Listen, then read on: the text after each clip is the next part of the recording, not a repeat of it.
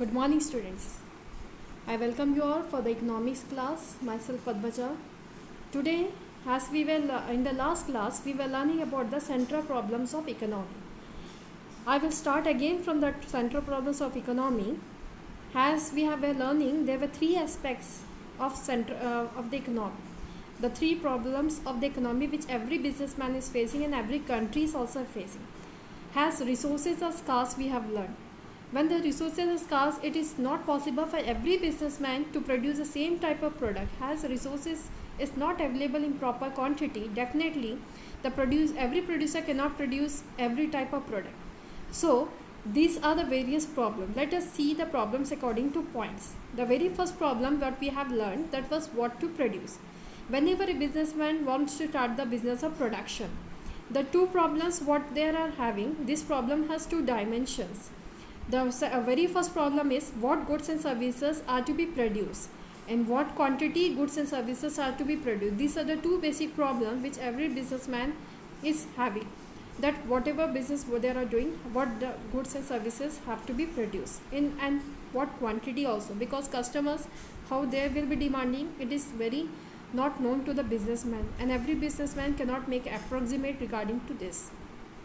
So what we have learned, that this problem is a basic and it is existing as consumer goods are essential to promote quality of life. Same way capital goods are also essential to increase the production capacity. So which type of goods we have to produce, either the consumer goods or the capital goods. I given you the two examples. Consumer goods will be coming those goods which can be directly used by the consumer after the production does, like for example soap, oil, etc. Capital goods, those type of goods which are used for production of any goods, that is the machinery, raw materials, that will be considered as capital goods. When either or choice is not possible, the economics must struggle with the other aspect of the problem, how much of consumer goods and how much of producer goods have to be produced. Here again the answer is not so simple. It needs lots of debate amongst the economics, planners and the politicians. Because if you decide to produce more of consumer goods, the present generation enjoys good quality of life.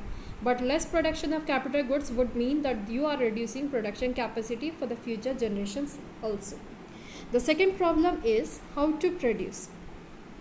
Yes, definitely there are various methods of production. Some are cheap and some are costly. But every businessman have to see both the situation.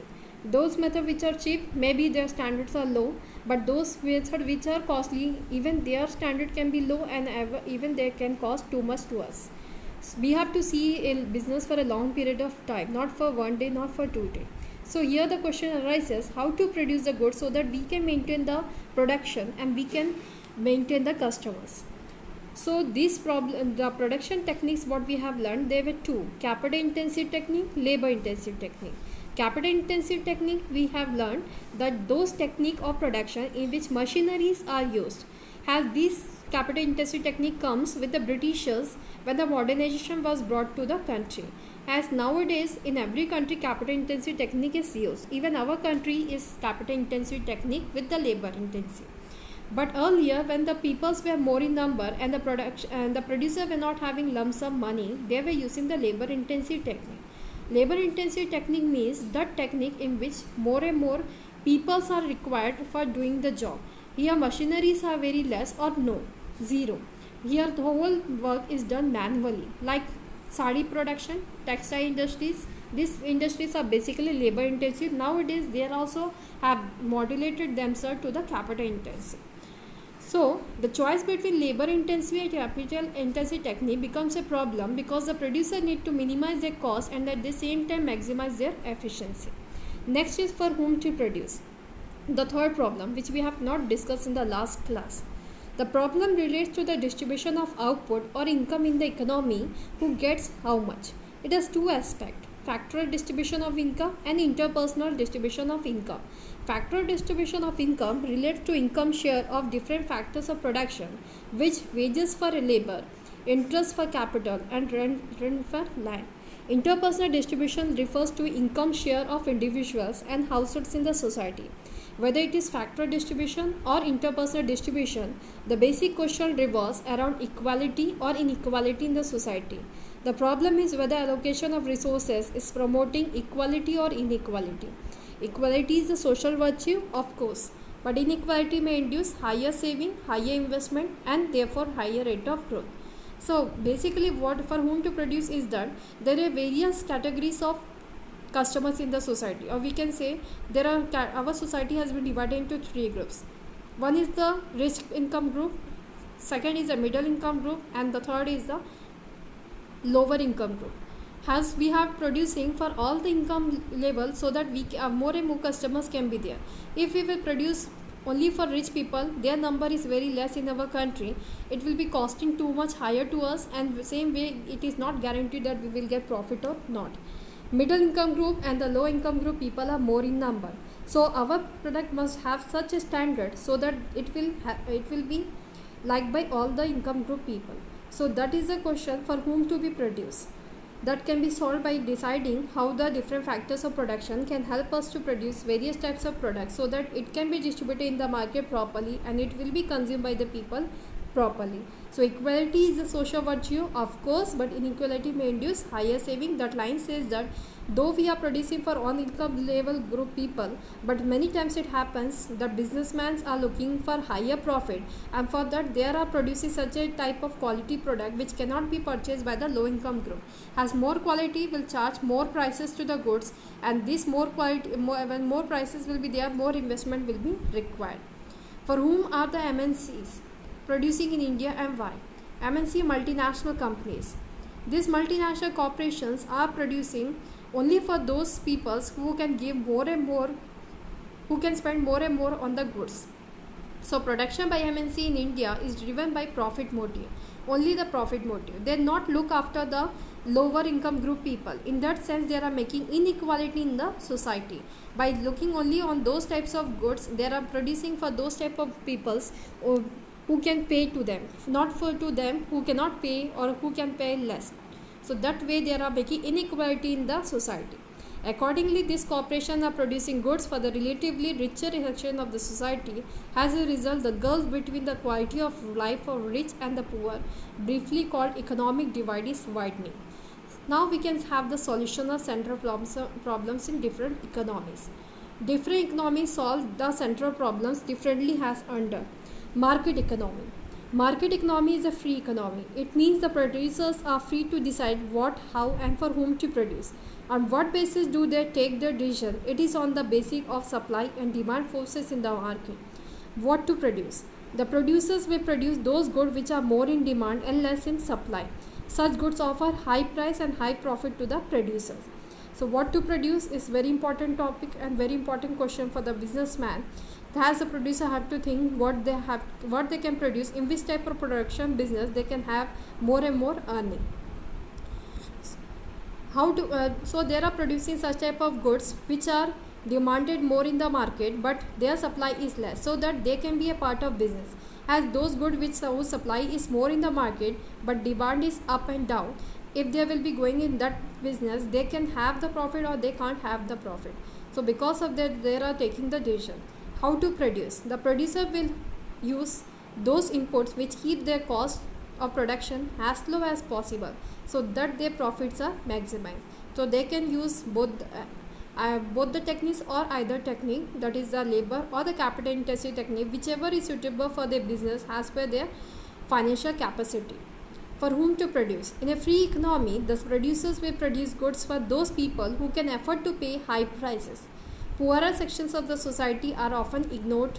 It causes the problem of economic divide, as noted above.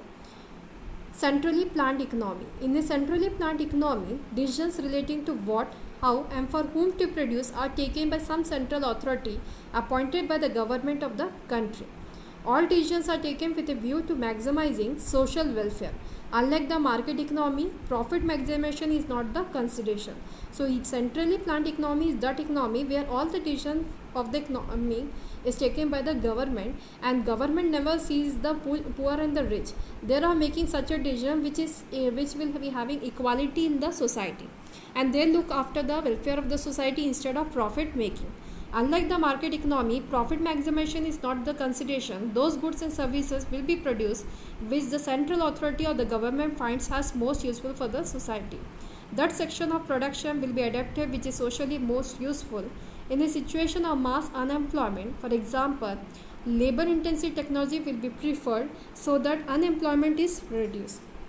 Next is the mixed economy. But in the before starting the mixed economy, the central planned economy will be having a problem if they will be only looking after the welfare of the society. That welfare also can be possible only when the economy will be having money.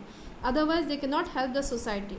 So here the economy, when they are focusing only in the social welfare of the society, they will be facing a future problem that of the money. So because of that, this economy is not working properly. Mixed economy. Mixed economy shares the merits of market economy as well as centrally planned economics. Decisions regarding what, how and for whom to produce are taken on the basis of market forces as well as on the basis of social consideration. In certain areas of production, producers are free to take their decision with a view or to maximizing the profits. In certain other areas, decisions are taken entirely on the basis of social considerations. Example, in India, producers are free to produce cloth or steel to maximize their profit, but railways are the monopoly of the government. The government provides transport services at nominal rates so that poorer sections of the society can avail them. So these are the mixed economy where they are taking both the decision, that is profit maximization as well as the welfare of the society. This economy can work for a longer period of time. In this economy, producers are free to take their decisions with a view to maximize the profit. In certain areas, government take the decision for the welfare of the society. Like for example, railways. It is governed by the central, that is the central government, but the profit making decisions are given to the private society. So these are the various economic problems and the solution for the economic problem. The next topic is production possibility curve, that is the PPC. Production possibility frontier. Production possibility curves explains what must be the production possibility of two goods with the given resources. As every goods cannot be produced by the producer, so they must keep in mind the various alternatives by which they can produce two goods or more than two goods in the society. As we have learned, rationalization of resources must be done so that with the limited resources we can maximize the production and can make the better utilization of resources. So this method is considered as production possibility boundary or production possibility frontier. In short, if we want to learn, production possibility curve shows different combination of two goods which can be produced with the given resources on the assumption that resources are fully and efficiently utilized and techniques of production remains constant. So this method is known as PPC. It can be also called as transformation line, or it can be also known as transformation curve. What is curve? What is the difference between this line and curve? When we are learning the definition, it is considered as transformation, and when we are drawing this particular explanation with the help of graph, that time the graph which will be drawn, it will be in the curve form. That's why the name is given as transformation curve. Here one example is given. A producer with the given resources and given technology may have the choice to produce rice or wheat. If all the resources are used for the production of wheat alone, then 100 lakh tons of wheat can be produced. And if all the resources are used for production of rice alone, then 40 lakh tons of rice can be produced.